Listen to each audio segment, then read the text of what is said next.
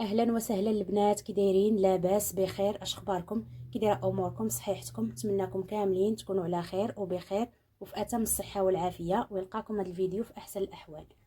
اول حاجه غنبداو بالصلاه على سيدنا محمد عليه الصلاه والسلام. مرحبا بكم في قناتي، ودائما شهيوات ووصفات اقتصاديه بسيطه في متناول الجميع. اليوم ان شاء الله فيديو جديد في القناه. اليوم غنشارك معكم دجاجه محمره مرافقه بالفريت. بداو على بركه الله. عندي هنايا دجاجه من وزن 2 كيلوغرام اللي غسلتها بالملحه والحامض وخليتها مرقده تقريبا واحد 3 ديال السوايع. وعندي هنايا ربطه مخلطه ما بين القزبر ومعدنوس. عندي هنايا بصله مقطعاها رقيقه. بالنسبه للعطريه عندي هنايا معلقه صغيره ديال الملح، لحقاش الدجاج عندي فيه الملحه غاسلاه بالملحه والحامض. عندي هنايا مكعب ديال الزعفران.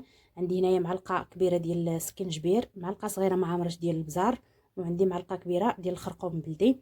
عندي هنايا زيت الزيتون وزيت المائده مخلط نصف كاس.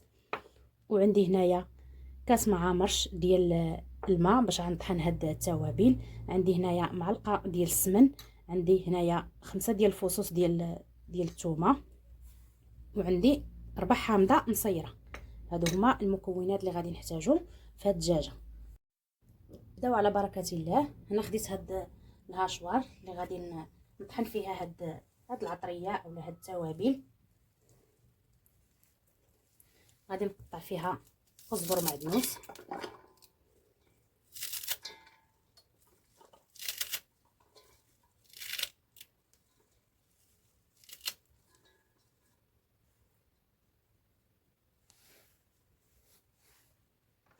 وغادي ناخذ الحامض حتى هو غادي نقطعوه طريفات صغار.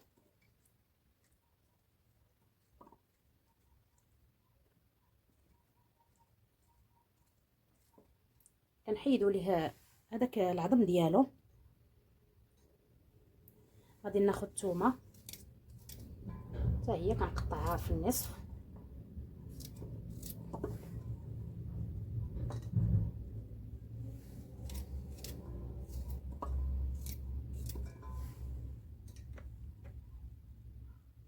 وغادي نزيد عليهم السمن.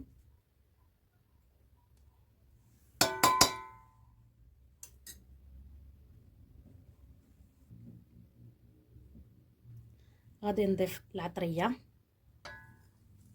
حتى هي غادي نطحنها مع هاد القزبر ومعدنوس ومع هاد الثومه.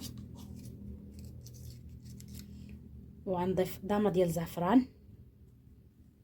الا عندكم زعفران شعره ممكن تعوضوه بهاد الضامه ديال الزعفران. دابا غادي نضيف الماء.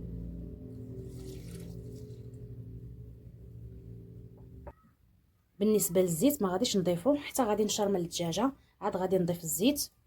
ما غاديش نطحنو مع هاد العطريه اللي عندي.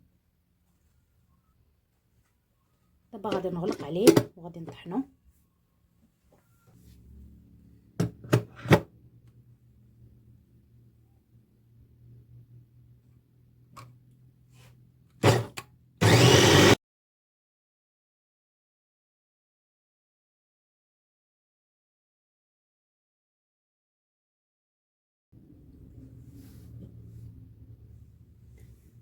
هانتوما كما كتلاحظوا بعد ما طحنت هاد القزبر ومعدنوس الثومه،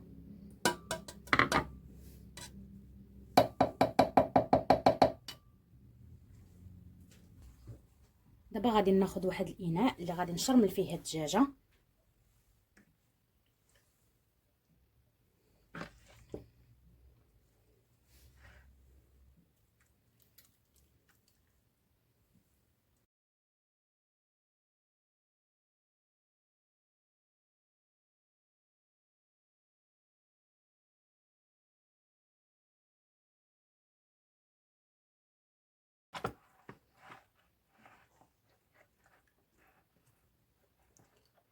وكنجمع ليها الرجلين ديالها بحال هكا كما كتلاحظوا وكنحزموهم.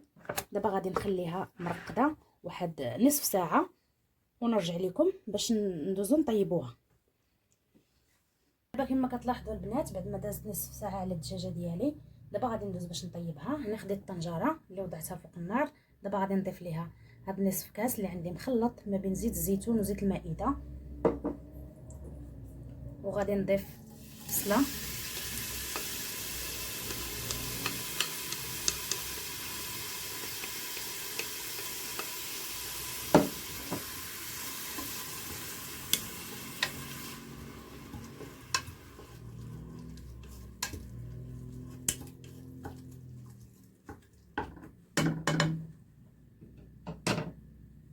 دابا غادي نضيف الدجاجه ديالي. هانتوما كنوضعوها البنات على الصدر ديالها، وبالنسبه لهاد العطريه اللي بقات ليا هنايا اولا هاد الشرموله غادي نزيدها شويه الماء وغادي نمرق بها. ما نخليش الدجاجه تتقلى ليا لحقاش خليتها مرقده في شرموله المده ديال نصف ساعه. دابا غادي نمرقها وغادي نسد عليها.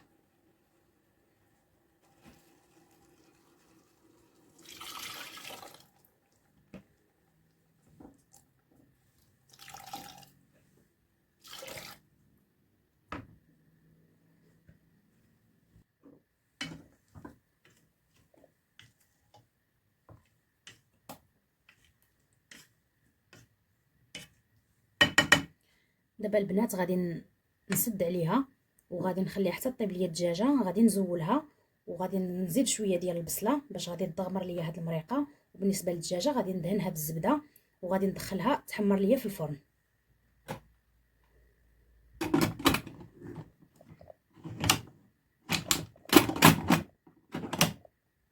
دابا غادي ندوزو باش نحضروا الفريت اللي غادي نرافقوا مع هاد الدجاجه.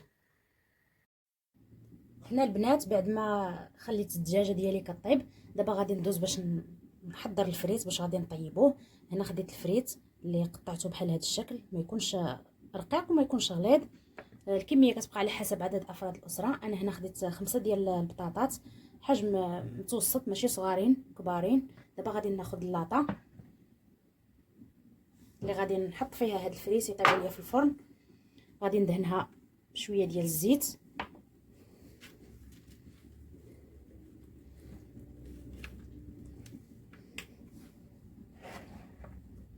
دابا غادي ناخذ الفريت ديالي غادي نوضعو في اللاطه.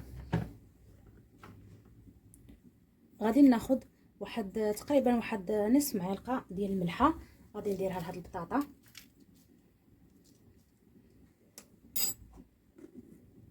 وغادي ندير ليها الزيت من الفوق، واحد الخويط ديال الزيت.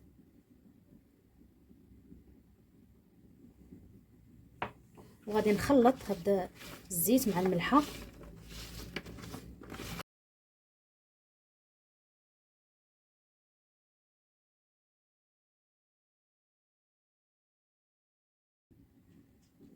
دابا غادي ندخلها للفرن ونتلاقاو فاش طيب ليا الدجاجه وندوزو حتى هي نحمروها في الفرن. خليكم معايا. هنا البنات بعد ما طابت ليا الدجاجه ديالي زولتها من الكوكوط. هانتوما المريقه اللي بقات ليا كما كتلاحظوا. دابا غادي نضيف ليها البصله. عندي هنايا 4 ديال الحبات ديال البصله اللي قطعتهم رقاق، هما اللي غادي نضيفهم لهاد المريقه باش غادي تجيني مدغمره وعاقده. غادي نقص عليهم البوطه وغادي نبقى مره كنحرك بحال هكايا باش ما تلصقش ليا في القاع ديال الطنجره على نار مهيله. وبالنسبه للدجاجه راني غادي نخليها تتبرد وغادي ندهنها بالزبده وغادي ندخلها للفرن تحمر ليا. وهنا البنات الدجاجه ديالي بعد ما طابت خليتها تبردت. عندي هنايا الزبده دايبه، غادي ندهن الدجاجه بهاد الزبده.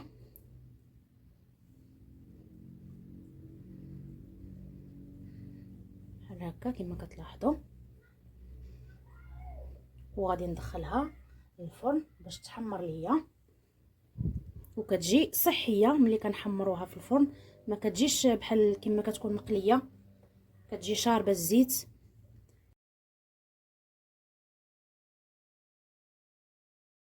هانتوما دابا غادي نوضعها في اللاطه وغادي ندخلها للفرن تحمر ليا ونتلاقاو في الشكل النهائي ديال الطبق ديالنا. خليكم معايا. وهذا هو الشكل النهائي ديال الدجاجه ديالي بعد ما طابت. هانتوما الشكل ديالها كما كتلاحظوا كتجي محمره في الفرن وكتجي شي حاجه اللي رائعه. وكذلك الفريت كتجي مقرمشه. وشوفوا لي البنات المريقه كيفاش عاقده ومدغمره، هانتوما الشكل ديالها. كتجي محمره في الفرن احسن من اللي كنقليوها في الزيت. هانتوما الشكل ديالها. نتمنى الفيديو ديال اليوم من الاعجاب ديالكم. ما تنساوش ديروا لايك، تابوناو عندي في القناه، تبارطاجيو الفيديو مع الاهل والاصدقاء فضلا منكم وليس امرا، باش يوصلكم كل جديد الفيديوهات ديالي. تلقاو فيديو مقبل، في امان الله.